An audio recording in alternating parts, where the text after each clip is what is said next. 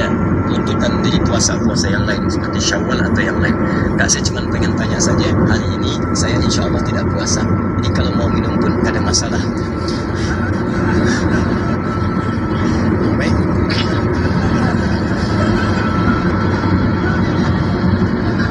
Masya Allah.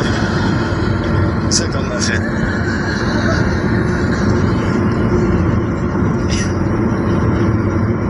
Sudah, kita mulai ya. Baik. Ibu kelihatan di sini? Bagus ya. Ayah bilang kelihatan, belum saya tulis sudah kelihatan. Quran surah keempat ayat 103. Allahu Akbar. Ini dasarnya.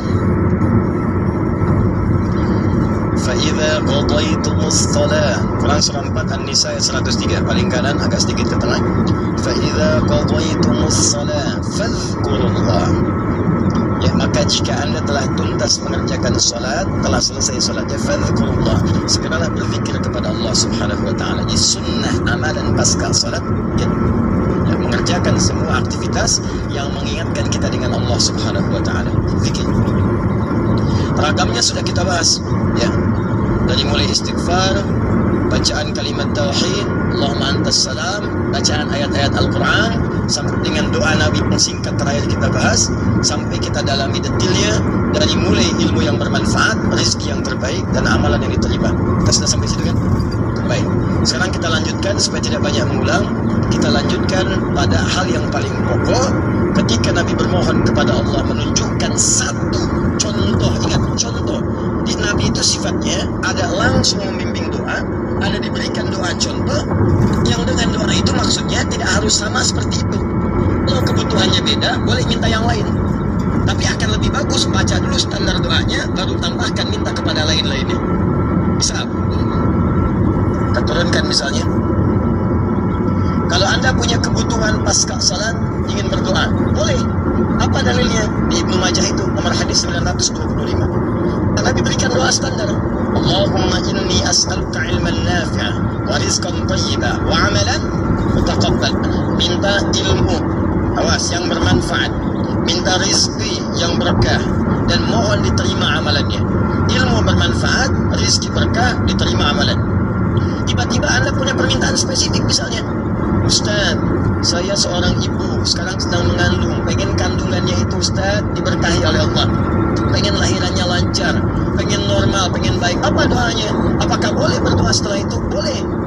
Karena tadi doa yang disampaikan itu standar dari Nabi yang pokok, yang memberikan contoh. Maksudnya silahkan berdoa, apa saja minta. Kalau nggak kepikiran doa, minta doa dengan yang standar ini. Itu maksudnya.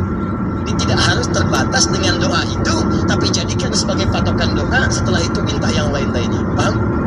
Baik. Nah sekarang saya ingin ajarkan, ada isyarat dalam Al-Quran bagaimana supaya doa kita mau minta apapun selama baik menurut Allah itu akan cepat dikabulkan. Seperti apa mintanya?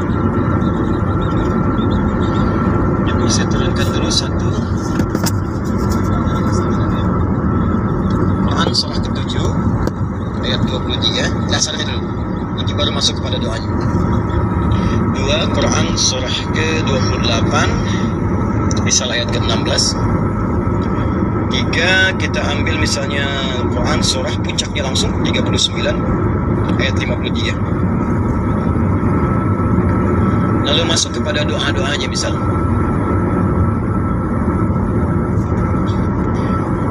Saya ambil beberapa contoh yang sering ditanyakan, misalnya Quran surah ketiga ayat 38 sampai 39. Ditafsir dengan Quran surah ke-19 dari ayat ketiga misalnya sampai ayat ke-15 ya.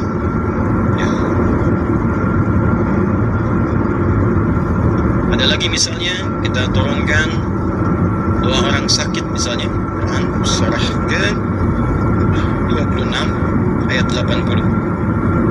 Bisa jadi penyakitnya lebih parah, kita turunkan Quran surah 21 ayat 83 sampai 84. Doa paling favorit misalnya Quran, apa yang paling favorit? Masya Allah, sapu jagat, luar biasa ya. Anda tanya orang Arab, gak ada yang tahu, ya cuma orang Indonesia. Atau arif sapu jagat, sapu jagat. Orang Indonesia luar biasa. Ada doa sapu jagat, doa sapu gak ada jagatnya, doa jagat gak ada sapunya. Quran surah 2 ayat 201, paling kanan sebelah bawah. Saya contohkan ini dulu ya, yang lainnya banyak. Saya contohkan dulu sedikit supaya agak batas untuk kita bisa berdialog. Begini, kita mulai. Mohon izin, saya itu minta contoh gelas dengan air karena memang biasanya ada itu, bukan? Karena ingin mencontohkan tentang bab doa ini. Ya, ingin mencontohkan tentang bab doa. Perhatikan sini, fokus baik-baik. Lihat sini. Saya tidak akan minum sekarang. Lihat sini, fokus. Di gelas ada airnya. Warnanya apa? Bening, ya, warnanya bening. Nah, sekarang lihat, ada penutupnya. Halus atau keras? Baik, jangan main tebak-tebakan, kita coba dulu ya. Kalau tidak tahu katakan Allah A'lam. Lihat sini, ini spidol. Fokus. Perhatikan sini. Saya ingin masukkan ke dalam gelas. Masuk tidak? Kenapa? Ada penutupnya itu, cukup agak lumayan. Ada lagi kalau ditutupnya seperti ini. Karena ini nggak ada penutup, kadang-kadang apa yang ada itu yang digunakan. Tisu misalnya. Lebih halus daripada yang tadi. Perhatikan baik-baik. Ini kalau dimasukkan bisa masuk. Ya, bisa, sudah. Kemudian lihat baik-baik, ada yang lebih keras lagi daripada yang pertama. Ini yang pertama, ini yang kedua. Misal, saya ambil yang lebih ekstrim seperti ini. Tutup begini. Fokus. Ini mau dimasukkan sampai kapanpun, sampai kiamat kurang 2 hari, susah. Sulit luar biasa. Perhatikan baik-baik. Fokus, fokus, fokus. Ada orang ingin bermohon kepada Allah Subhanahu wa Ta'ala. Kalau tidak ada sekatnya, tidak ada penutupnya, baik yang pertama, yang kedua, apalagi yang ketiga, maka semua yang diminta mudah untuk masuk. Minta spidol, masuk. Minta logam, masuk. Minta emas, masuk. Semua masuk. Tapi seringkali terjadi ada orang memohon, rasanya sulit kemudian untuk terkabul. Minta ini susah. Minta ini lambat. Minta ini sulit. Dan ini melanggar kaidah yang umum. Kaidah umumnya mengatakan setiap berdoa akan dikabulkan sepanjang itu baik bagi dirinya. Dan itu memang baik, tapi kenapa tidak masuk gitu? Misal kaidah standarnya di Al-Quran surah kedua Al-Baqarah ayat 186. Paling kiri sebelah bawah. Wa idza sa'alaka 'ibadi 'anni fa inni qarib ujibu da'watad da'i idza da'an falyastajibu li wal yu'minu bi la'allahum yarshudun. Kata Allah, Muhammad sallallahu alaihi wasallam, sampaikan kepada umatmu, jika kalian nanti ingin mencari Allah, kamu ditanya, ada yang ingin mencariku, mencari Allah, katakan padanya, enggak usah dicari, saya dekat. Itu memberi harapan. Saya sering sampaikan makna kalimat ini. Anda cari, tanya panitia, mana ustadznya? Dijawab ustadznya, belum ada berita. Dengan yang kedua, jangan khawatir Pak, sudah dekat. Mana yang paling menenangkan? Sudah dekat. Sudah dekat. Nah, ketika ada yang bertanya pada Muhammad, saya ingin mendekat kepada Allah. Jawab, usah repot, Allah dekat. Silahkan kau mendekat kepada Allah, dan Allah akan dekat dengan kita, silahkan. Psikologis memberikan harapan.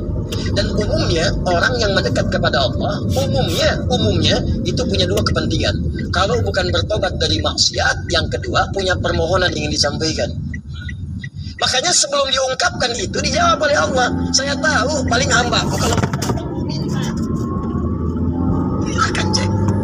Besok mau ujian, malam tahajud. Padahal kemarin enggak. Ya. Besok alamat pekerjaan, malamnya istighfar. Kemarin kemana aja, John? Ya. Selalu seperti itu. Minta. Kata Allah, lihat kalimatnya, ujibu da'watad da'i idza da'an. Kapanpun hambaku minta, aku akan kabulkan. Jadi rumus doa itu kalau diminta dikabulkan. Jadi nggak ada doa yang tidak dijawab sepanjang yang diminta itu baik. Sepanjang yang diminta itu maslahat. 3 sifat jawabannya. Diberikan seketika, jadi begitu dia meminta, seketika dikabulkan. Kalau dia membutuhkannya. Allahumma ya Rabb, Allahumma ya Rabb, Allahumma ya Rabb. Saya ingin berdakwah ya Allah dengan teknologi. Saya ingin niatkan ya Allah masuk ke ITB supaya dengan ilmu itu saya bisa mengembangkan teknologi untuk mendekatkan orang kepadamu. Minta dia malamnya, luluskan saya ya Allah. Besoknya keluar lulus. Kalau benar maslahatnya. Ada yang kedua, ditunda itu sampai dia sanggup untuk menerimanya sebagai amanah kehidupannya.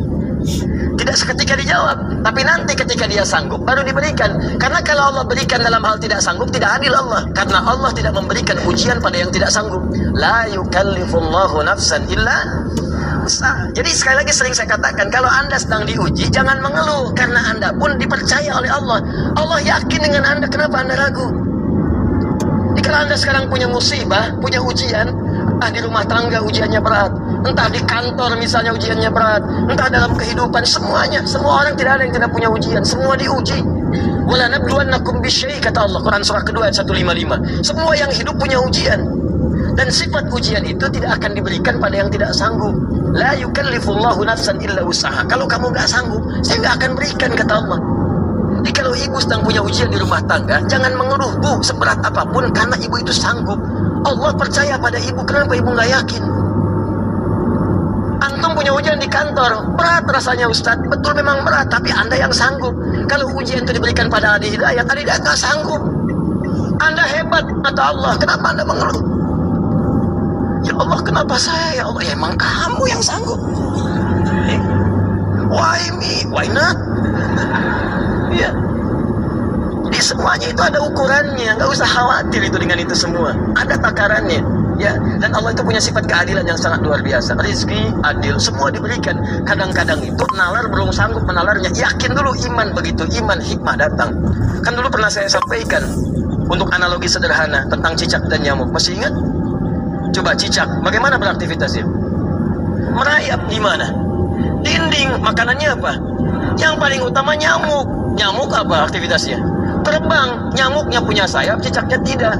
Kan pernah saya sampaikan, kalau nyamuknya punya akal dan jenius, cicak jadi mainan. Cicak di dinding, di dekat lampu. Cicak, ayo sini kalau berani. Alhamdulillah, hewan tidak diberi akal. Tapi bukan itu yang mau saya sampaikan. Keadilan Allah menjadikan cicak tetap mendapatkan makanan. Orang tua kita nggak punya banyak dalil, cuman fitrahnya memberikan kepada kita gambaran-gambaran kehidupan. Dikatakan oleh mereka cicak